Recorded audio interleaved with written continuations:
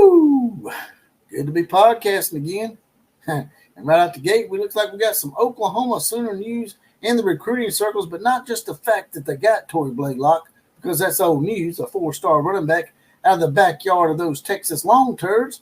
But it seems like these recruits that Oklahoma's getting are not only coming to Oklahoma, but they're taking the time and the effort to even give a nice little poke in the eye to Oklahoma's biggest rivals and their haters, that being the Texas long turds and those USC skittle shitters, as the way Tory Blaylock committed to Oklahoma, they said, reminds everybody of DeMarco Murray, who coincidentally recruited Tory Blaylock. Was it a coincidence? We shall see. We also have some Oklahoma softball nuggets, as requested by the masses out there, because this is the home of the Common Joe and the Common Sally in the know, even more so than all the many talking heads. And we actually do pay attention to our listeners and to those who comment on our videos, unlike some who they just patronize and it's just coach speak. We actually follow through. Let's talk about it.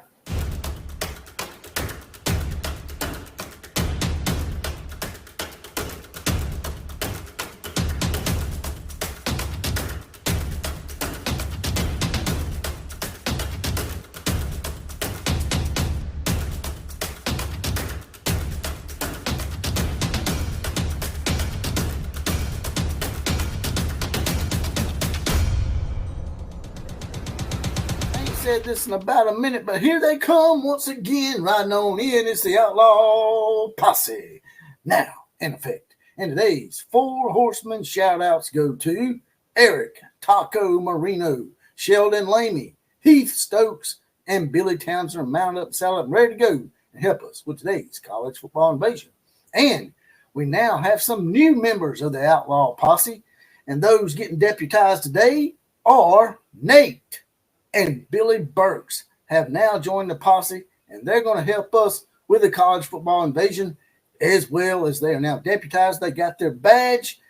There'll be a 4 horseman shout out, possibly, as well as be the comment of the day on future podcasts. And if you want to get your badge and get deputized like those guys, all it is $2.99 a month. That's 75 cents a week. That's just a half a bottle of water for the Outlaw.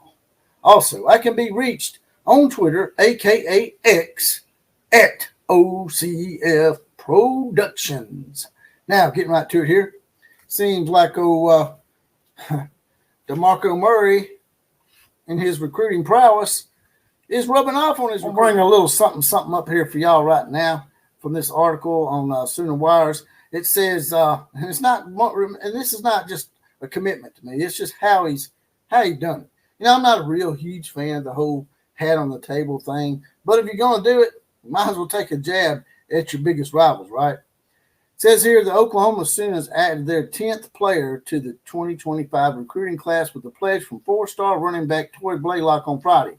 During the ceremony with his family and friends at high school in Texas, Blaylock had the hats for Alabama, Ohio State, Oklahoma, Oregon, Tennessee, and Texas on the table. After sharing some words, Blaylock perused the hats, first picking up a Buckeyes lid.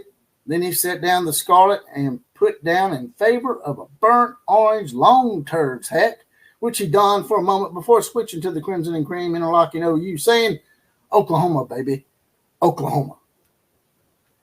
And then they bring up the fact that it was sort of reminiscent of DeMarco Murray's commitment to USC. Is that a coincidence, considering that DeMarco Murray is actually his recruiter?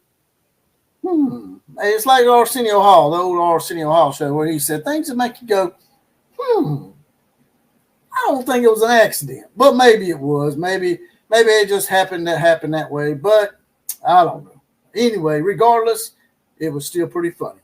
But right here, as the article continues on, it says it was a moment reminiscent of DeMarco Murray's All-American Bowl commitment ceremony where he first picked the USC Skittle Shitters before swapping it out for Oklahoma.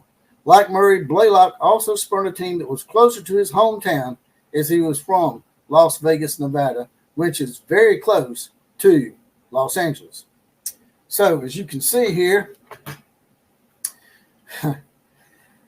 Oklahoma's not just getting people to commit.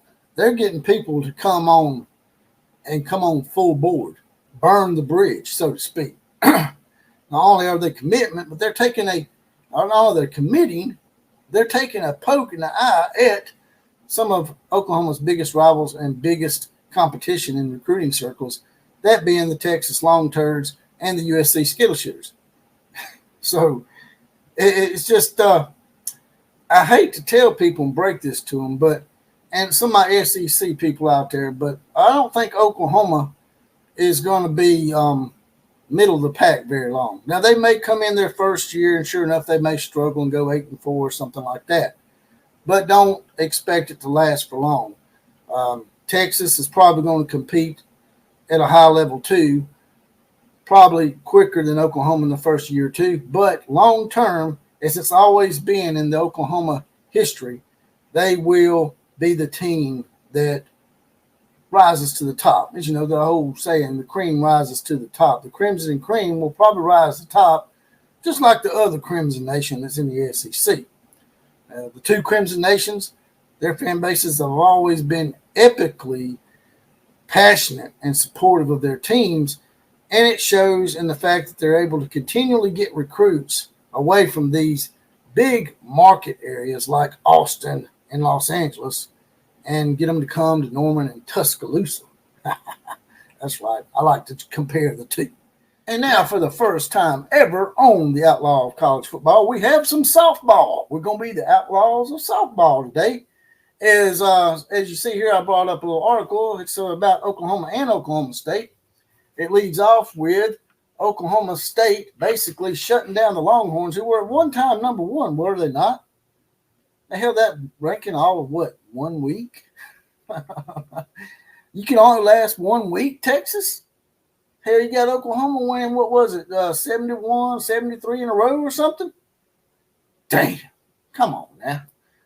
And now you got little brother from Oklahoma beating you down. It says here last weekend, as we scroll down, Big 12 softball featured the top 4 teams in conference standings facing off against one another. Oklahoma took on the surprising Kansas Jayhawks team for a top 25 showdown. Texas took its number 2 ranking on the road to face the Oklahoma State Cowgirls in a top 10 matchup. When the dust settled, the teams from the Sooner State came out on top in the Big 12 standings. Now, see, there's something I don't understand about all this. And I've talked to y'all about this before, and we've had some arguments or two. I just don't understand how both these teams can be, so it seems like they support each other.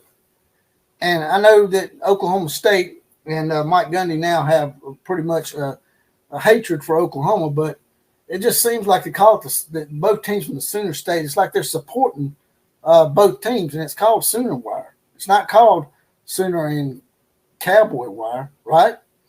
So I don't know. Maybe y'all can help me with and let me know, because I guess it's each to his own. But here in this state of Alabama, we don't support Auburn in anything. So it's hard for me to understand how y'all don't hate your cross-state rival as much as we do. I guess it's because Oklahoma State has not really been much of a challenge to y'all until here recently in the past maybe 10 to 15 years, because y'all were up on them 91 to 20 or something like that before the series is now coming to an end, supposedly. But here's the standings. Number 1, Oklahoma is 34-1. It says the Oklahoma Sooners launched 10 home runs over the weekend. Their offensive onslaught over the weekend, Tiara Jennings and Jada Coleman had 3 apiece as the Sooners erupted for 30 runs in the series. Now they take their show on the road to face their Red River rivals in Austin in what should be a top 5 matchup next weekend. The Sooners have now won 98 out of their last 100 games and have now started another streak at 16 in a row. Number 2 is the Oklahoma State Cowgirls. They're 29-6. So, yeah, the Oklahoma State Cowgirls picked up a huge series win, taking 2 of 3 from the number 2 team in the nation. Damn, Texas just can't handle success, can they? Lexi Kilfoy threw 2 complete game shutouts over the weekend to stymie the Long Turds. Next up for them is Houston, at Houston.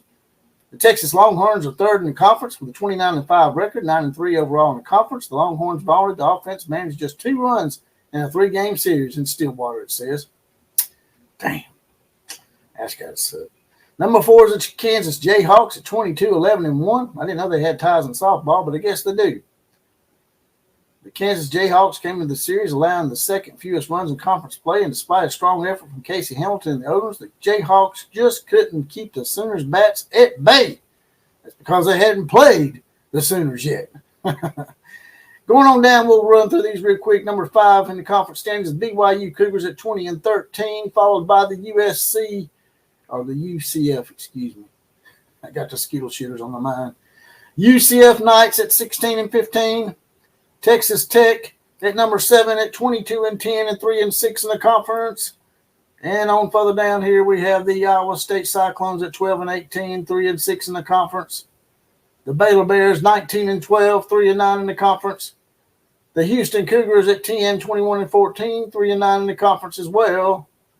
And I guess that's all they're going to show.